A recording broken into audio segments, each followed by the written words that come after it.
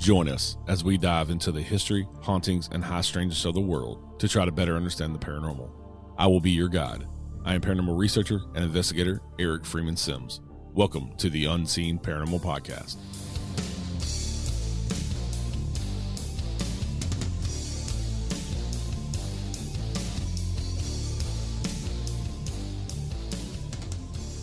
Hey everybody, welcome back to the Unseen Paranormal. Today we're chatting with religious demonologist Rich Valdes.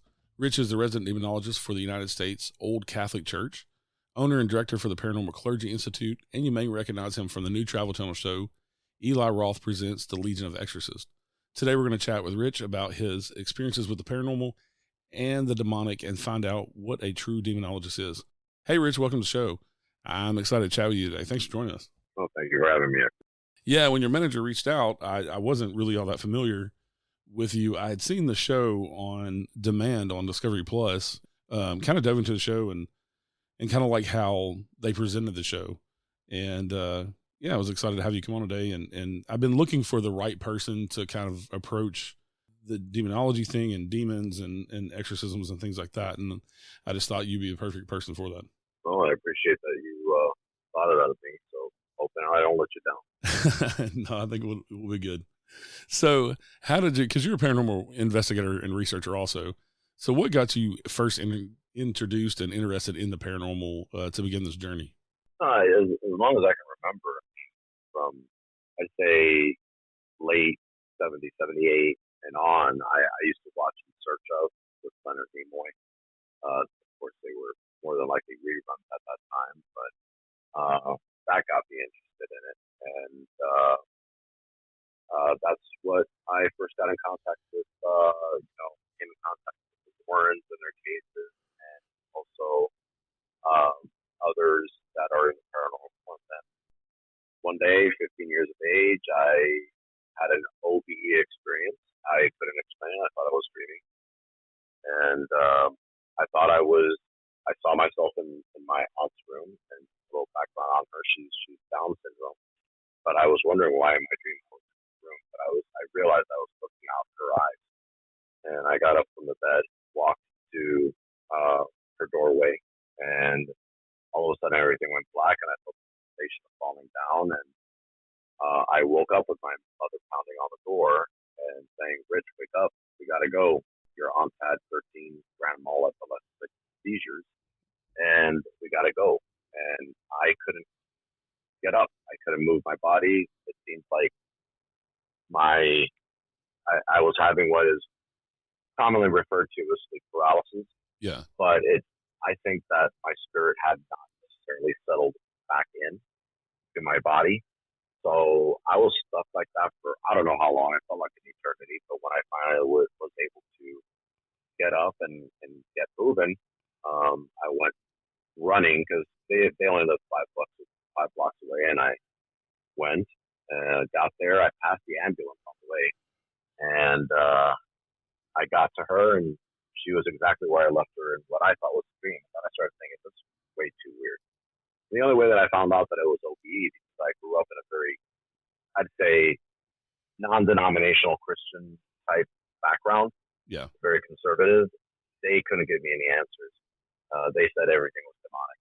And as we all know, everything is.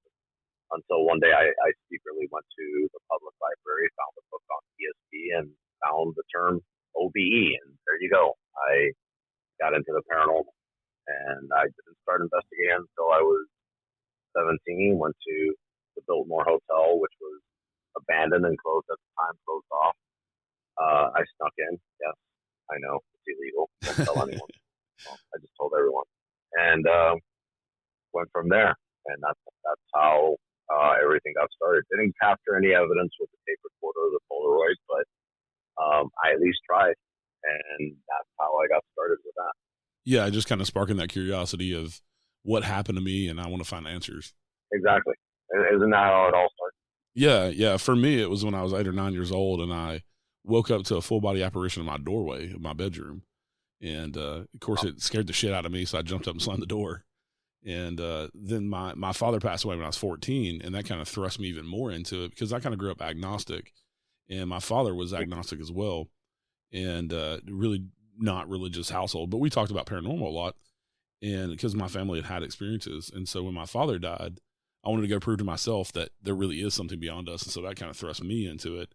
And so, yeah, just that curiosity of getting, I also snuck into the first location that other than graveyard, I guess snuck into those too, but the first location that I investigated when I was 14 or 15, we snuck into an old plantation here I live in Middle Tennessee, and we stuck into an old plantation house on the grounds and experienced some things. At least you experienced something. I didn't. Yeah.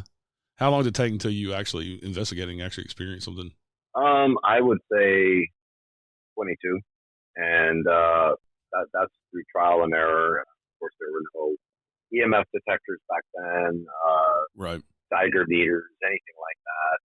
It was just tape recorder, literally with a tape in it, lead tape, and also a Polaroid camera, which was much faster and easier. And back then, it's funny, you didn't capture orbs back then. Nowadays, with digital technology, you're going to capture dust and all that stuff. Right. You know, people don't understand that. Me being a photographer as well, I understand the ins and outs of how that works. So it's funny, I never captured an orb in those years that I did. So I started using digital technology. Yeah, it's interesting. I started out with we had a camcorder that took actual VHS tapes, and we had a micro cassette recorder, so it had the little tapes as well. And then we actually had a digital camera, but it was the old like digital cameras that were like 1 megapixel or something like that. And I started out before the TV shows as well, and other than In Search of and Unsolved Mysteries and things, but before Ghost Hunters and things, and it's interesting how it's changed. I didn't even know what a ghost hunter was. I didn't know there was such thing that people actually went out and did that until I was, I think, 18. And one of my friends for Christmas bought me a book that was the Beginner's Guide to Ghost Hunting, I think is what it was called. And so, yeah, it's interesting how it's all changed. Like you were talking about EMF detectors and things like that. But ironically, one of the books that I read, I'm sorry to interrupt, but that's when I was in the library, was The Ghost Hunter, and it was by Hans Holzer. Yeah, and he's big. I mean, I think he wrote somewhere around 48 books, but he also was featured in Search of. And that's when I first came across it. So I must have been 16 when I first came across that. But little did I know it was going to be used for a show that inspired so many TV shows nowadays. Yeah. And now I'm 40 and been doing this like over 20 years. And I'm kind of glad that I started before all of that equipment and the TV shows, and kind of figured out my own path of investigating and making it my own mind, with that's the best way. Yeah, with the equipment and figuring out how the equipment works, why they brought it into the field and things like that. I'm not a big equipment person when I do investigate. I mean, I understand the scientific methodology behind all the equipment and why it's used. I get it. But, the problem that I've noticed is that a lot of people nowadays that use these equipment don't even know the scientific reasons why they're even there. They don't even know what EMF stands for, or EVP sometimes. I've actually been surprised where people will be like, what's an EVP? I'm like, you're kidding, right? Right. They have a voice recorder in their hand. But I've always said that the paranormal community in many ways, not to, bash the paranormal community, because I love the paranormal community. It's a lot of monkey see, monkey do. Yeah. Whatever they see on TV, they go and they buy it from a ghost store, and then next thing you know, they don't really know what that device is supposed to be gauging or measuring. Right. One of the devices I use is, I love using the ghost boxes back then. They used to be called the Hack Shack. Yeah. When Radio Shack still existed. But that's gone. And I also like, getting the barometric pressure. I've noticed a correlation that whenever there is a spirit present, the barometric pressure drops. Yeah. And I always timestamp everything when I'm recording, and I'll say, hey, my ears are popping, and just thought I'd call it out. So I bought a barometric pressure, and I noticed that the reason my ears were popping, and simultaneously at the same time I was getting an EVP after the timestamp. So then I was able to start tracking when there was a spirit in the presence of myself and our team. Yeah, I have something similar that happens to me. Instead of popping, I get a ringing in my ears. There you go. And that's when, that's when activity is picking up. And that's one of the things I've noticed with my body. And that's what I tell a lot of people too is, pay attention to your body, what it's doing. Your hair standing up on end. You feel like somebody's watching you and there's nobody behind you, things like that. Your body has a lot more senses than we realize. Agreed. So being a paranormal investigator, and so how did you become a demonologist? Demonology is, and I've always stated this, I always will, it's a calling. I've been going to church with my mother since I was knee-high to a grasshopper with her, but I would say I started taking interest in angels and demons. Any passage in the Bible that spoke of angels and demons, and I had this understanding. I had a niche to just understand what they were about, and it kind of forced me to delve more into not only the Bible but other texts that spoke of angels and demons, which I prefer to call them fallen angels. They're still angels, it's just that they've fallen from the grace of God. And my pastor, he was my pastor for many, many years, started noticing that when I was 11. When I was 17, just about to turn 18, just 2 months away, he called me into his office and he said, "Rich, I've noticed this about you your whole time here in this church. You have a niche for this. Have you ever thought about this?" And he said straight up, "Pray about it, but I really feel that you have a calling. And I think it may be to either do deliverance or demonology." And I was like, I stopped him right there and said, what's demonology? And he started explaining it to me. And I said, that may be my calling. So for 2 years and a half, once I reached 18, he taught me. I went every week. There was no break on during the summer. I still had to go in. I actually witnessed 2 deliverances. I don't call them exorcisms because in a non-denominational Christian church, they don't refer to deliverance or removal of a spirit from a person as an exorcism. That's reserved for the Catholic Church. And it freaks me out because, I'm still young. I'm a kid. And unfortunately, 2.5 years in, he passed away. I continued studying on my own until I found another church. I brought my credentials, and the pastor said, "Let's finish your training." And he went on for like a year more training me, took me under his wing. And I stayed with that church for a good 13, 14 years, taking cases on to the church, driving here, there, and everywhere throughout the state of Florida. 2 cases I had in Georgia as well, reporting back, writing my report and recommending whatever I had to recommend. We had the same protocols, ironically, that the Catholic Church has. They had to go through a mental eval with a psychologist. We had to make sure that there wasn't any mental illness involved. Yeah. And go from there. And then I had Bishop James Long reach out to me in 2010. He offered me an administrative job of working for the Paranormal Clergy, which is something he started back in 2000. I took it, and he also said, "I'd like to also train you in the ways of demonology through the Catholic Church." And I said, "Sure, why not?" So I finished 5 years later, and to present day, I am recognized by the United States Old Catholic Church as a resident demonologist, and have been, and still. Yeah, I can see how, like, you call it a calling. I can see how that would be. Yeah, you definitely have to be built to do something like that and want to, because of seeing all the crazy shit and dealing with some of that. I mean, I just know the tip of the iceberg of, things, going down the rabbit hole of things and diving into some specific cases. I've talked to Troy Taylor here on the show about the Roland Doe case that he's written extensively about in St. Louis, and what kind of inspired the Exorcist movie. But yeah, I can see how you would have to definitely want to do that and to learn about it, because of, because at some point in time, like you said, you saw 2 cases, you had to think to yourself, what the hell did I get myself into? Oh yeah, no, the first exorcism, the lady's body, when she went under, literally contorted to a snake. I mean, she didn't turn into a snake, but she was slithering around, and she literally arched her back without the help of her arms, almost like a cobra. And just that's physically impossible to do unless you're willing to break your back.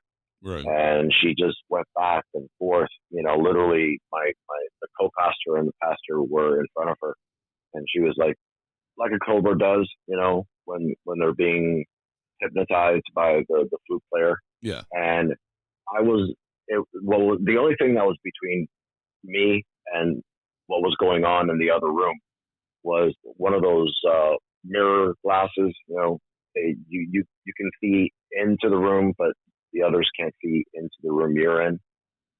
But apparently, whatever was with her saw through that and saw me, because I was the one with the mouth open and going, "What the hell is going on here?"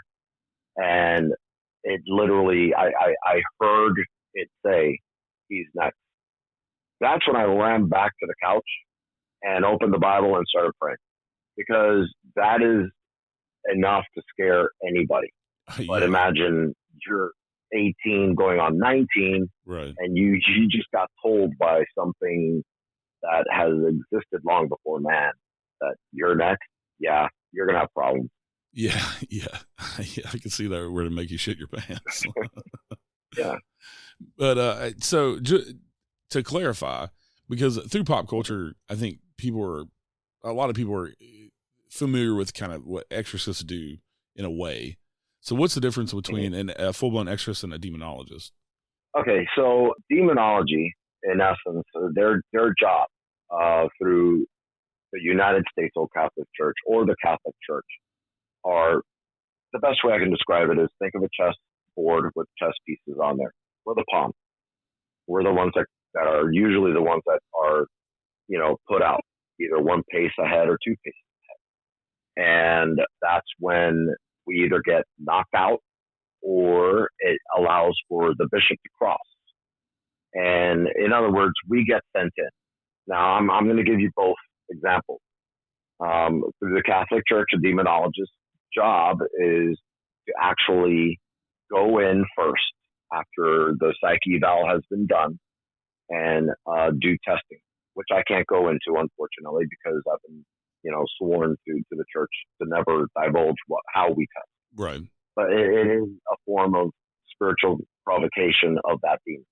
So I'm literally putting my life on the line because of that demon, or demons plural, decide to act out while I'm doing the testing. I could get severely hurt or worse, killed. But if I make it, I go ahead and write out a report, send it to my, you know, well, in my situation, Bishop James Long, who I work for. I send him the report and my recommendation, and that's when they make arrangements. Now, of course, you know, Bishop Long doesn't have a Learjet where he can fly anywhere and everywhere. People seem to think he can, but he can't. But we can recommend certain people that we work with in that one particular area and go from there. To do either the solemn or rite. Well, there's the minor rite, and then there's the solemn rite. The minor rite of exorcism is, you know, commonly used for infestation, maybe even oppression, but usually not. The solemn rite is what's used for an actual possession. When it comes to the religious demonologist part with non-denominational Christian faith, we've been also trained to just not do what I just told you when it comes to testing, but in case break glass, and you know, like in case of fire, break glass. Yeah, we've also been trained to also do deliverance. It's a huge difference. And that being said, I'm not allowed to use the rite of exorcism.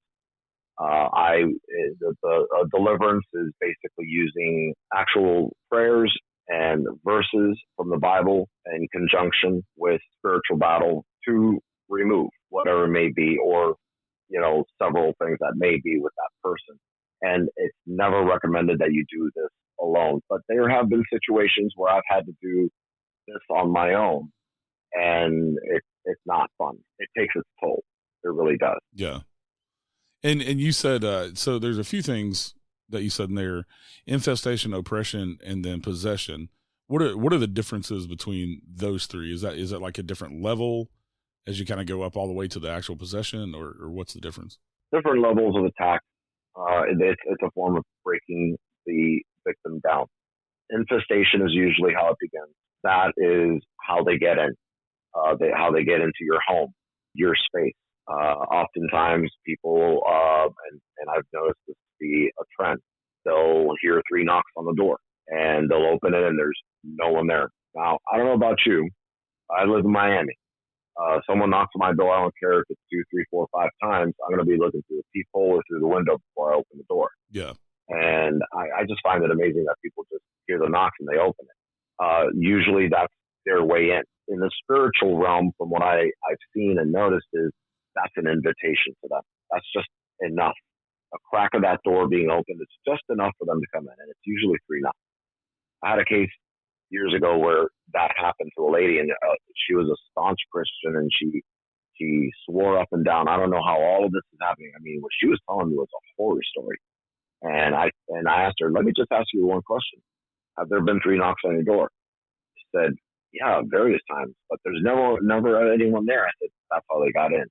She was like, you're full of, you know what, and hung up on me. I wasted 2.5 hours. But that's infestation, and that's how they come in. They need to come in order to then start breaking you down. How do they do that?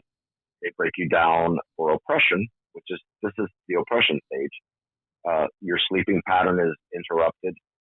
You'll feel being touched, scratched, bruised, punched.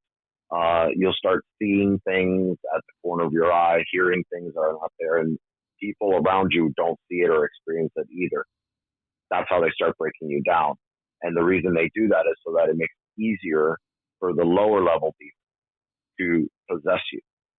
Once that possession happens, it actually makes it easier for the hierarchical demon that they control the lower level demon to come in and take full control and possession of the person.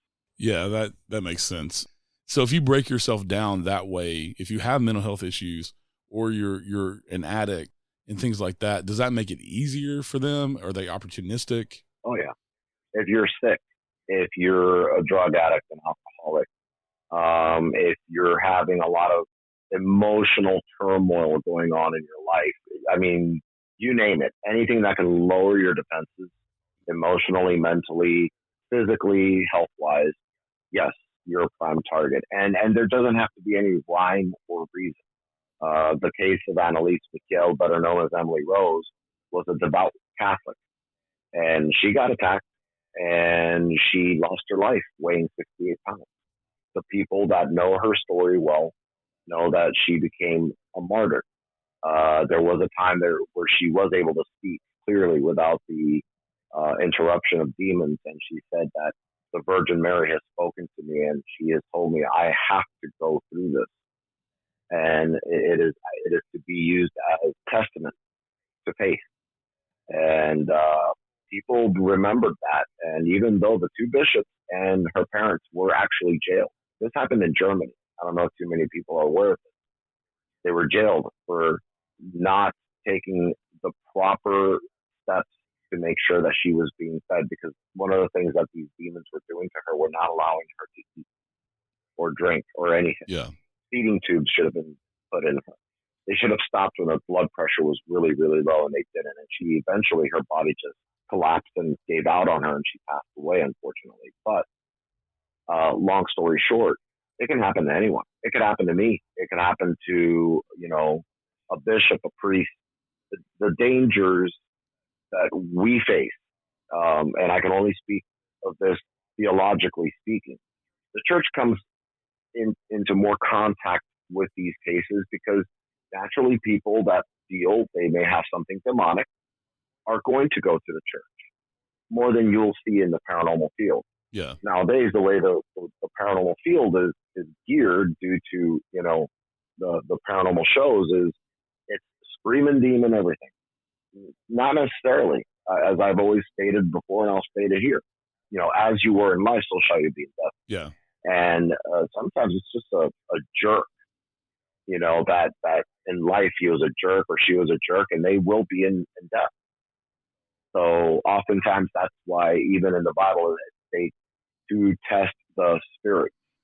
It doesn't say any one particular spirit. It states to test the spirit, plural, any and all.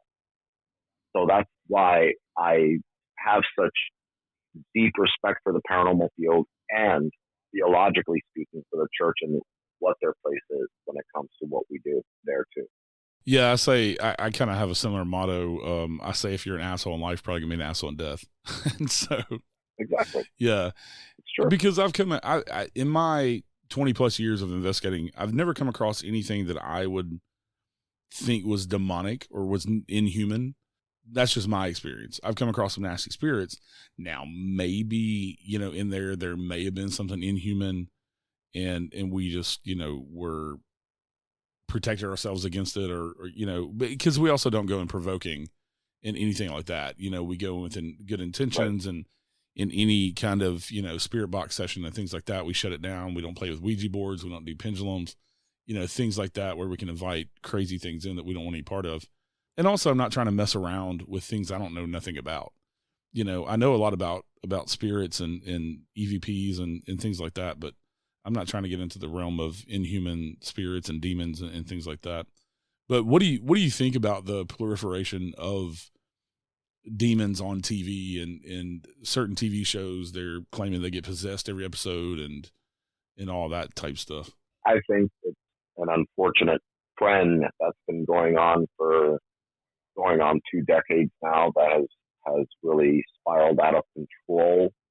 I think what we fear, and this is speaking psychologically, even though I'm not a psychologist, but I've worked around so many and they've even explained it to me, we tend to manifest what we fear the most. Yeah. What I would personally fear the most was not being in control of my own faculties and my thoughts and actions.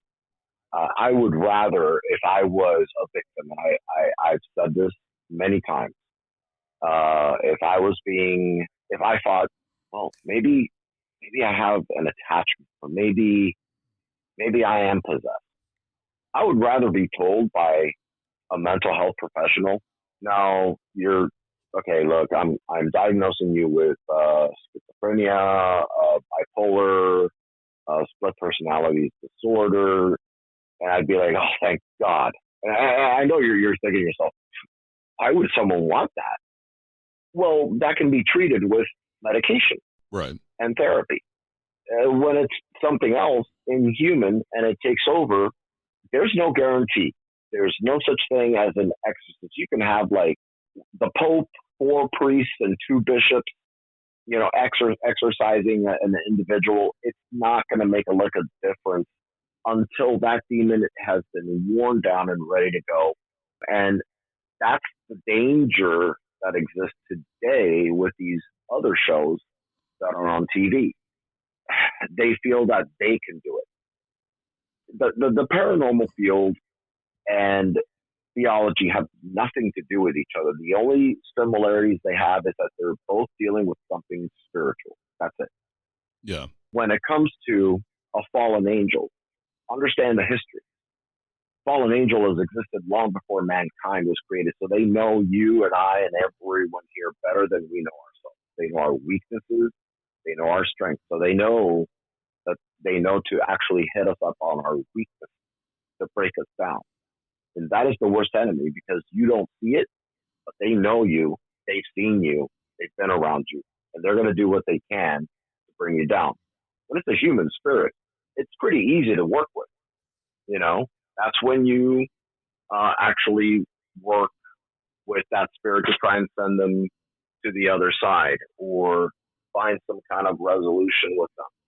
But what these shows have encouraged nowadays, I call it screaming demon, is not a good thing. It's caused more issues for the theological side to actually come in and do their job properly. It's like asking a proctologist to give me some kind of diagnosis on my brain tube. Right. Surprise. You're not going to like what that proctologist is going to have to say, and which end he's going to be going through.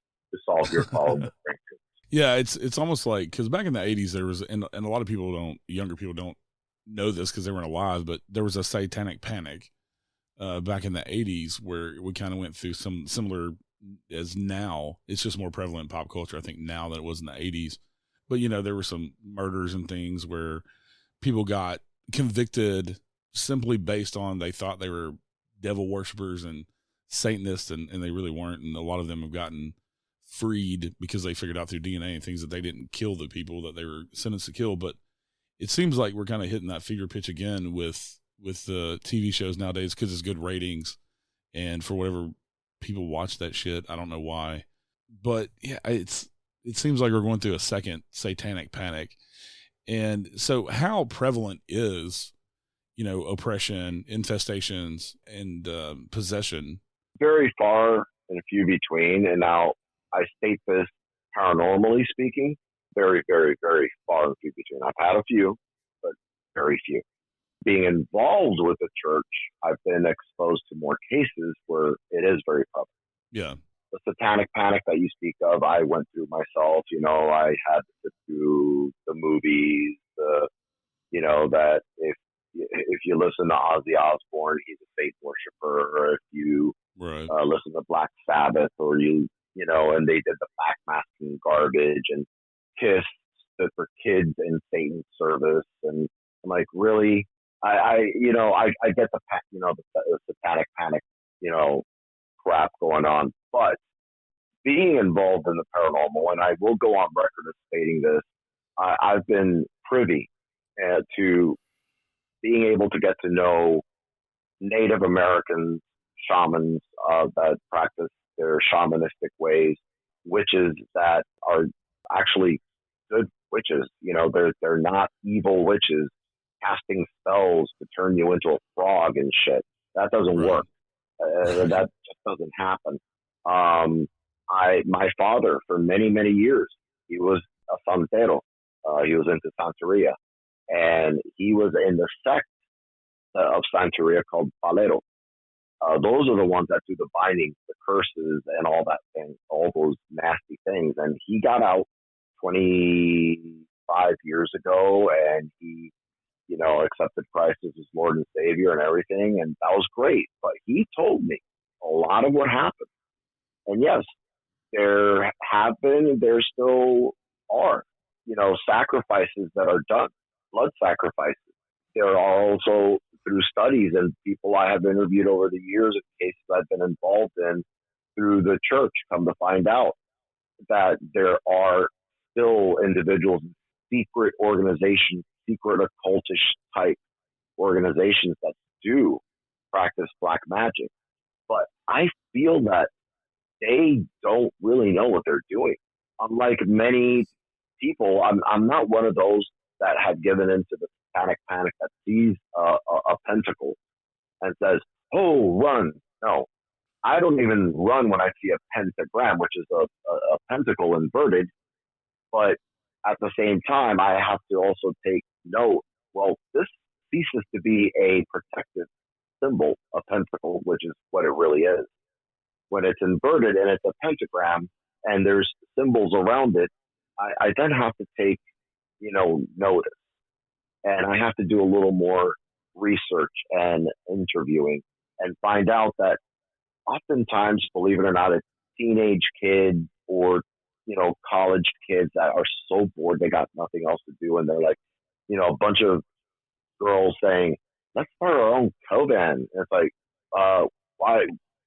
Let's say no. And, just, I don't know, drink a few beers. You're old enough now, right? No? Okay, Right. so you're going to create a coven. And then they start practicing, little spells. And that's what leads them into, I don't want to do a love spell. I really like this guy and I want him to like me. And that's when the worm turns, when it's manipulating someone else to feel a way they don't feel towards you. And that's when they start delving a little bit into the darker side. That's the danger. Ouija boards. There's a certain spirit that's always come through. It starts with a Z. I'm not going to call it out, but Yeah, it's considered demonic. And people continue to play with it. And they wonder, oh my God, all hell's breaking loose. Well, yeah, I wonder why. And it's ironically a toy. You can buy it in a store. You can buy it on Amazon, and people don't know what they're doing. To me, it's like buying a loaded gun and saying, "Oh, I wonder what this trigger-looking thing does," and you're kind of pointing it in your face at the time. Bang, you got shot, and people don't get it. It's a very fine line, and now with, I would say, the naiveness that exists nowadays, that people think it's all a game, and it's become more possible for demons to come through, because back then we didn't have phones in our face. We didn't have Google. We didn't have YouTube. We didn't have anything like that. In order to be entertained, you needed to go home and watch TV, Saturday morning cartoons, right? Or watch a special. In order to listen to music, you either were lucky enough to have an 8-track tape or a tape player for regular tapes, or just listen to the radio. There's nothing on the radios nowadays. It's all downloadable. And I think that's become, this is my personal opinion, the perfect way to mask and disguise how they get in. Because they're so distracted by technology that they don't realize that the other stuff they do is what allows for them to come in. And it's not that I'm trying to create satanic panic here 2.0, but there has been an uptick in the past, I'd say 8 years. I've noticed more so through the church and also through the paranormal field, because a lot of these shows love the scream demon, when in fact I've watched so many of those and I'm like, that's not demonic. Hell, I saw one a few months ago where a witch practitioner was doing a Catholic ritual. I'm like, okay, so a rabbi and a bishop walk into a bar. The joke, that comes to mind here, what are the chances? Because that's not going to happen. But there she was, doing the St. Michael prayer, the Our Father prayer, and I'm like, but you just said you're a witch practitioner. What the hell? So it's become so convoluted and murky that no one really knows. And I really believe that's why Travel Channel created the Legion of Exorcists. And it was so that there could be some way for people to say, oh, so this is what could be demonic, versus so-and-so on their show saying it's demonic, when in fact they don't even know if it is or if it isn't. It may just be because they fear it and they call it out as demon, but it's not. And I've seen many shows where I'm like, that is as demonic as a clown. It's not. Yeah. Although I think clowns are creepy, but I'm not going to call it demonic just because I think it's creepy.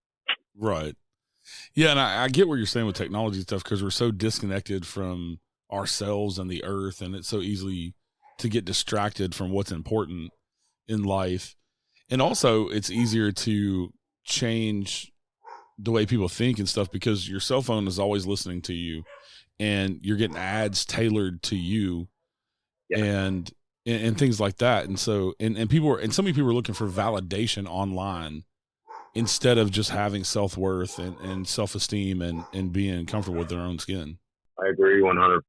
That in itself is the truest statement, because it's a distraction. Here I am talking to you on my brand new Razr cell phone, but the thing is the distraction is real. I've gone into a social gathering and everybody's on their phone when they should be socializing with the people that are there. And I'm thinking, this is pathetic. This has been created, although to make it easier for people, it's also been used to dumb people down and disconnect. There's a huge, huge disconnect. And that's the perfect way for a demonic entity to divide and conquer. Yeah, and also you were talking about, when you're broken down as a person, mentally, physically, emotionally, it's easier for things like that to get in. Well, what's the perfect way to do that than invalidating yourself because you don't fit the beauty standards on the internet, or somebody made a rude comment to you, or you see something on the internet and you can't just scroll past it. You have to be offended. And that's kind of our culture now. And, you know, the internet, if you get too deep into it and listen to what people say and, you know, look at these people's perfect lives and think, you know, my life's not that perfect. It's easy to beat yourself down mentally and emotionally and get into a spot where you could possibly be vulnerable to something. And I think in a way it may make the deal with the devil more attractive, because some of these younger kids want to have that beauty and that fame and the money and things like that. And if you have something coming in that's offering you that, and all you got to do is say yes, you know, give your soul over or whatever, you know, maybe that's more attractive. I'll give you two movies. The best movie that depicts how ghosts may view us would be The Others with Nicole Kidman. You know, and not to be a spoiler here, but it's an old movie for, you know, from the very beginning into the middle. And honestly, I didn't really get it until almost close to the end, where I'm like, oh, wait a minute. Nicole Kidman and those kids are the ghosts, viewing the living as invaders into their own little world, their house. And that's when I started changing my approach. I never provoked before, but I started just talking when I do EVPs, spirits, like, hi, my name is Rich, you know, what's your name? Do you know what year it is? I never ever say the word, how did you die? Oftentimes they don't even know they're dead. So why would you even say that? And I started noticing the lead investigator of the team that I joined back in 2003, because I used to do this by myself, and I figured, let me see what it's like to be in a team, would always say, how did you die? Was it painful? Do you still have that blade in your back? Or I'm like, what are you doing? And then afterwards, the client would call complaining, thanks, activity really picked up. What'd you do? And I started piecing it together and realizing they just scared the crap out of that spirit. And now they're like, I'm dead? Oh my God, what the hell? I didn't know I was dead. The same thing with devil's advocate when it comes to the devil, demons, and whatnot. Notice vanity. You know, Al Pacino said, you know what my favorite sin is? Vanity. And he says, we all got it. Why not use it? And it's true. Keanu Reeves' character, he never lost a case. And he didn't want to start losing cases. So in reality, he didn't realize he was sacrificing his wife's well-being. And she died in the end. She committed suicide.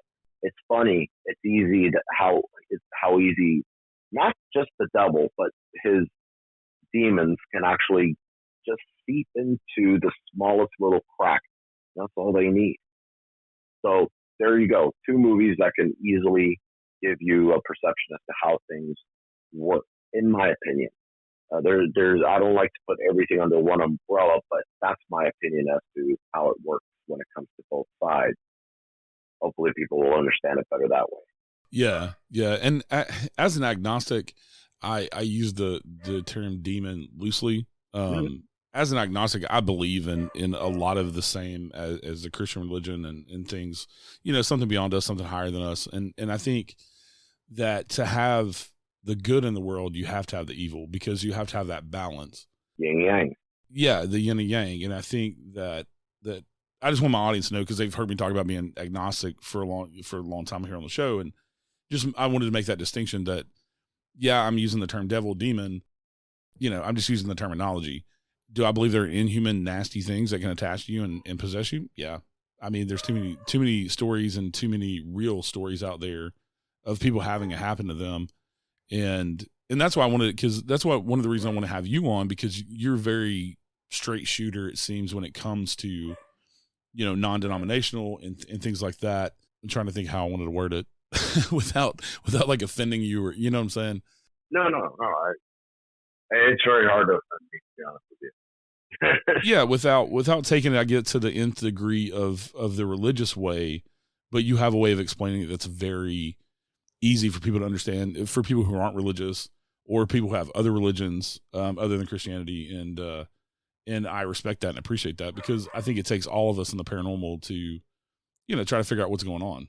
That's pretty much why I even, have Greetings from Beyond Radio, my podcast, and started it up again. And with my co-host, Vicky, our goal is to not just be on the air and talk about this, that, and whatnot, but we count on the people in the chat room to ask questions, and we ask them questions. That's how you learn. If you don't ask, you're never going to learn. It's much like being in a classroom. You have a professor or a teacher in front of you. You don't understand something that they just said. If you don't ask any questions, you're never going to learn.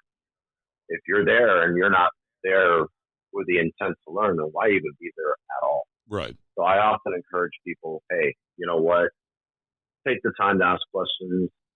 I may not have the answers, but I may be able to point you in the direction of someone that does. Right. And that's really what the paranormal and demonology should be about. If I have any issues with, say, a case that has me, just stomp, I'll call Bishop Long. I'll say, Bishop, we need to talk. And I'll tell him the situation. He'll straight up tell me, try this, try that. Have you seen this? Have you experienced that? Is this person going through this or that? And it may be things I may have overlooked, because oftentimes we set ourselves into a routine. It's human nature. So sometimes we need to have that kind of, our cage shaken a little bit and forces us to say, oh yeah, I forgot about that. I should have done that. And that's how it works. Yeah. One of the other things that kind of gets me is the paranormal expert tag on TV. That drives me insane. I can't stand it. Yeah, and I've heard you on other shows rail against all of these people who are claiming to be demonologists but never have any of the training. Like, you've had extensive training over the years. And 9.5 years to be exact, collectively, and then applying it over 35. Yeah, you have to have gone through that and understand what you're talking about. I've seen people on TV that they get the label of demonologist, and I'm like, you're full of shit as a Christmas turkey. Like, I don't believe you that you've done any kind of anything, let alone ever seen a real life case, because the way that you're talking about this is in such a nonchalant way that you couldn't have ever been a part of anything remotely close to that. If someone told me that you are a medical doctor, go see him. He knows what he's talking about. He can help. Well, if I notice that your practice is behind a beauty salon, and I ask to see your degrees, your diplomas, and you're like, oh, that's not important. Don't worry about it. Here, have a seat. Where? On my desk. And that's the examining table. And then you start bringing out some really crude equipment. That should be like a huge red flag. You're not a doctor. Right.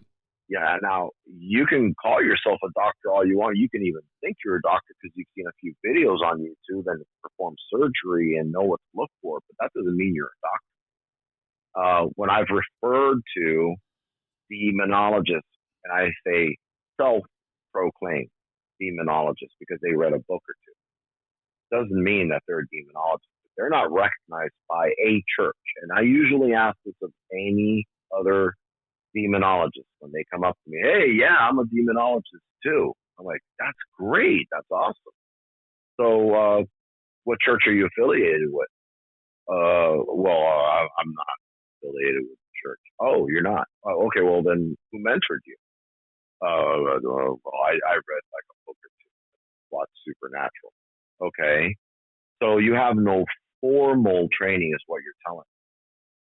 And you're telling everyone out there and their mother that you're a demonologist? Well, yeah. You think that's wise?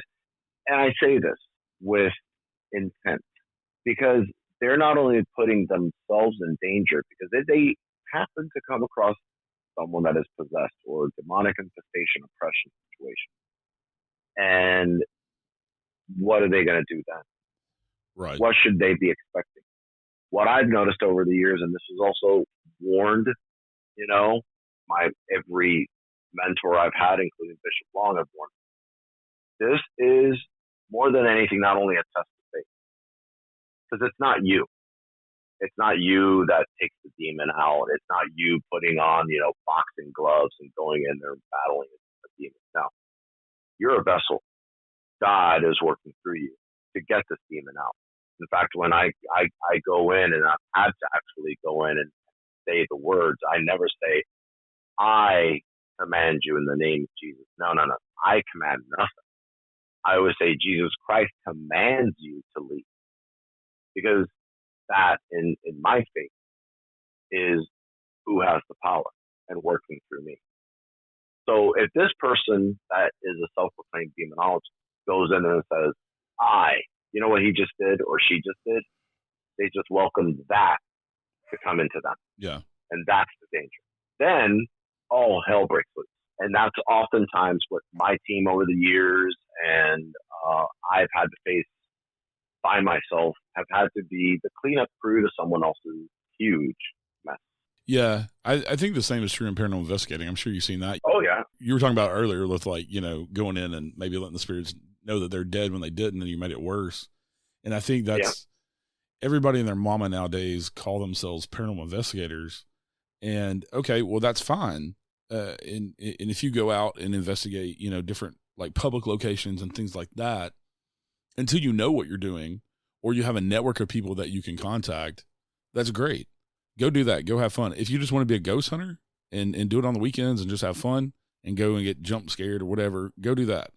But don't start going into people's homes and fucking with their lives, because there's real repercussions to that when you go in and mess, whether it's like you were saying with the demonologists who don't know what they're doing, or paranormal investigators who don't know what they're doing and just go in and provoke and stir shit up. Right. And these people still have to live there. They got to live with this. They got to deal with this. And you don't think of the consequences of what you're doing. And that tends to be the problem nowadays.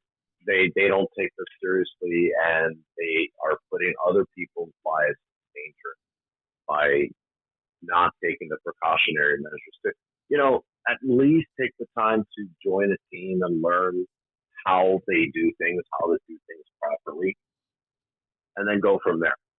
Right. Don't just say, I've seen enough shows, I know what to do. Do you know what an EMF is measuring? Do you know what a Geiger meter is measuring? Do you even know what a REM pod is supposed to do? Do you even know how to properly ask questions EVP-wise? Do you even know what EVP stands for? And oftentimes I've met more. I'm not going to name names, one para-celebrity that didn't know how to download all the EVPs she had gathered over the years from her recorder to a computer. So she was like, I can't use my recorder. Can I use yours? And I'm like, why? Just, you know, and she said, my recorder's full. Well, why don't you just download it onto the computer? I don't know how. Wow. I was boggled. And you're on TV? Seriously? Okay. Right. Sure. Why not? Nothing surprises me anymore nowadays. And this person, predominantly, in my opinion, was hired more so to be eye candy for the show. Yeah. He had no knowledge whatsoever when it came to Paranormal 101. And that's the unfortunate thing that I've noticed when it comes to a lot of these shows. They want more eye candy sometimes than they do knowledge. Yeah, and one of the things that you kind of touched on earlier was that, you know, with the first thing that y'all do before you even say somebody is having issues with oppression or anything is they get a mental health evaluation. No, correction. Let me correct myself. If they start with I'm possessed or I think I'm possessed, that should be an immediate red flag for you to tell them we need a psych eval first. Because then that calls under question whether they are sane or, you know, not mentally healthy. Right. If they, and this can even happen to people that have mental illness. Don't think that they're, you know, exempt from this. Right. That's when it gets even harder, because you have to be mindful of their mental illness, but then work around that to get to what else is causing them even more mental strife as well. But if it's infestation, like there's weird things going on around their house, things flying off the shelves, you know, scratches, stuff like that, lack of sleep, still in the oppression stage, that is manageable. It's the possession. When they say I'm possessed, well, then you really have to go through the protocol. But if it's anything underneath that, it can easily be managed. I'm not going to say easily. There's really nothing easy about this job, but it can be managed by someone like myself. But when it comes to something else like this, possession, and there's various possessions. There's transient possession. There's perfect possession. There's just everyday possession. That's when you really need to go in ready to just stand your ground and do what you have to do for days, weeks, months, maybe even years. And people don't realize it. I've had cases where I've had to literally go back with a priest for 2 years because we just can't get rid of the demon, plural. Yeah. Because there are many and they're strong. And we have to keep going back and back and back. And people think it's a wave of a magic Harry Potter wand and they're gone. No, I wish it was that easy. That's not the case. Yeah. Yeah. I just think it's great that y'all are conscious of mental health in all situations. Just looking at, does this person need a evaluation like you were saying, or can we just go straight, to what we need to do? But I think that needs to be all across the board, especially if you're doing investigating people's private homes, because there's a lot of mental health that comes into that as well. I come from a medical background, working as a medic on an ambulance for a long time, and so I'm very well versed in mental health with all different kind of patients. But that's one of the first things that we do. I don't take on a whole lot of private cases because they typically are way more involved than I care to get at this moment in my paranormal life. I get it. But that's one of the first things that the first roads we go down. We have a whole questionnaire that we ask about, mental health issues in the family. Do you take any medications, for mental health? You take any medications at all, without straight out asking them mental health questions, and if they pop off, a drug that they're taking, even like Xanax or something, okay, well, we might need to look at some mental health stuff here, or, and things like that. But I just think it's great that you are conscious about the mental health aspect, that, this could be, somebody having issues with schizophrenia or something like that. It's not necessarily, let's just always jump right into that it's, something demonic or possession or anything like that. Well, it's there's a reason for that, because if you do, you're being reckless. You're more than likely, if this person has mental illness, forcing this person into an even further psychosis, and that psychosis could lead to attempted suicide, or even worse, killing their family members or hurting their family members and themselves. There was a case that was brought to my attention, I'd say 8 years ago, and I was asked to come in and help. And once I was told what had already happened, I said, nope. Not going to touch that with a 12-foot stripper pole. I'm sorry. Ain't going to happen. Yeah. And they're like, why? Well, the kid that was told by a rank amateur paranormal team, they just walked in, and the mom and dad said, we think our 16-year-old is demonically possessed. And said, yep, she is. Did their investigation, left. They never got back to them. Well, this child, out of desperation, a month later, decided to light herself on fire with lighter fluid. Wow. Burned, had 2-degree burns all over her body, maybe even worse. And considering it was an attempted suicide, or they considered it to be, police were brought in. It's protocol. And they asked them, what's going on? Well, I'm possessed. I was just trying to get rid of these demons. And they said, who told you were possessed? And they named off the name of the team, and they investigated, and sure enough, 2 out of 5 ended up arrested. Wow. This is the dangers. We have so many release forms that need to be signed before we go any further with a case like that. Yeah. That by the time they're done writing their name and leaving us free of any liability, the demon is possibly like, screw this, I'm leaving. There's too many papers to sign here. And, it's not made for that to happen, but I wouldn't blame the demon if he's like, Oh God, we got 30 more to go. Are you kidding me? Because I not only have to think of myself, I have to think of that family, and I also have to think of the church, because whatever happens from that point forward, and they decide to sue me, they're suing the church, and the church, yeah, Bishop Long, he has liability insurance that's well worth over $1 million that he needs to pay for every year. Yeah. So I have to be very, very mindful. Yeah, and we've just, in the hour we've been talking, just hit the tip of the iceberg.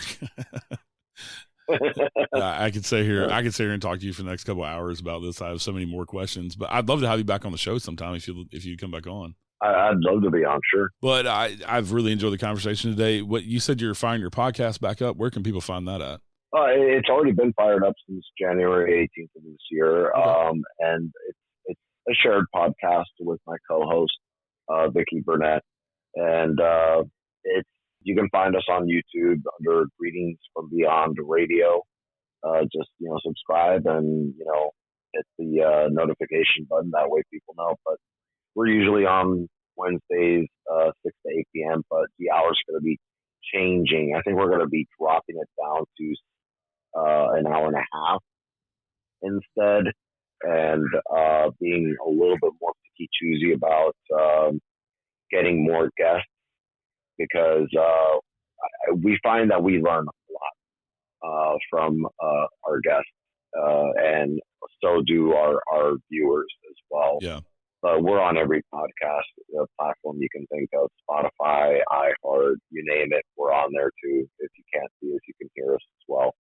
Just put Greetings from Beyond Radio and you're good. Or radio, yeah. If you're listening to this, they can find your show.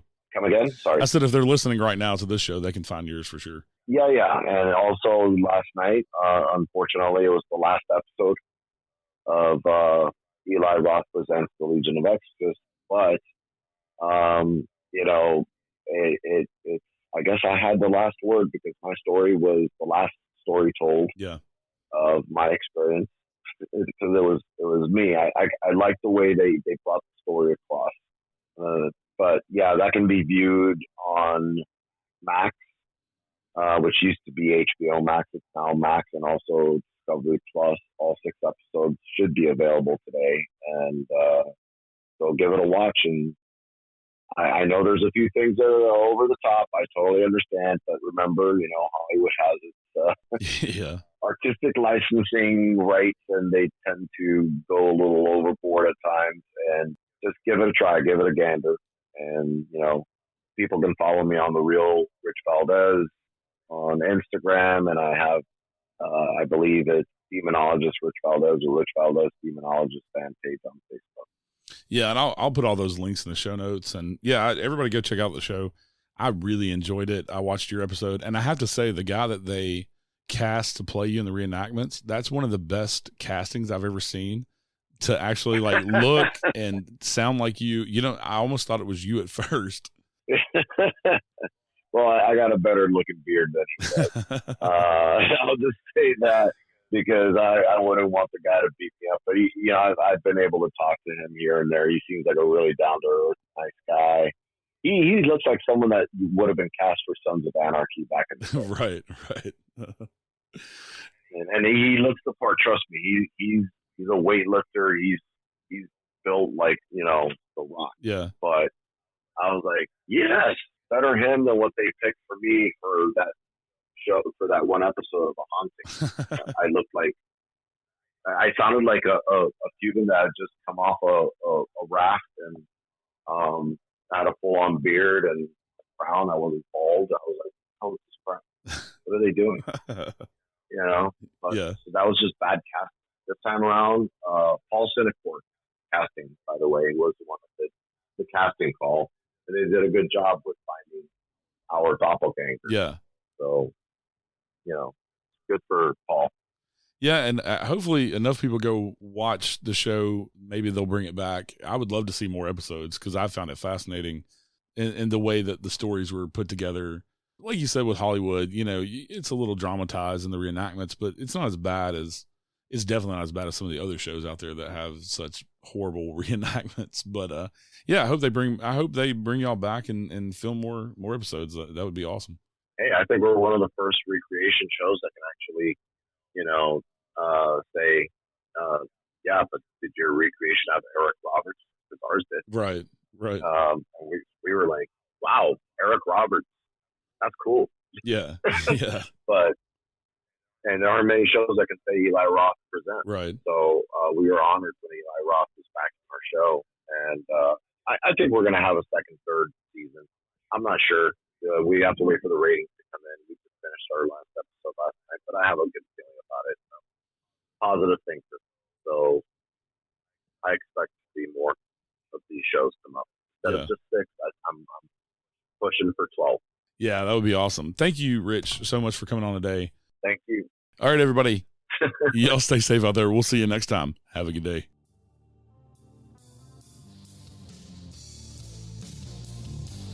Thank you for listening to The Unseen Paranormal.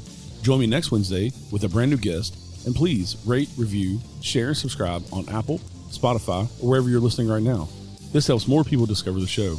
You can connect with me over on Facebook, Instagram, Twitter, or join us in the Unseen Paranormal Lounge group on Facebook. Until next time, remember, some of the scariest things are unseen. You have come to the end of the line. Whoa. I can feel you as you pass the other side.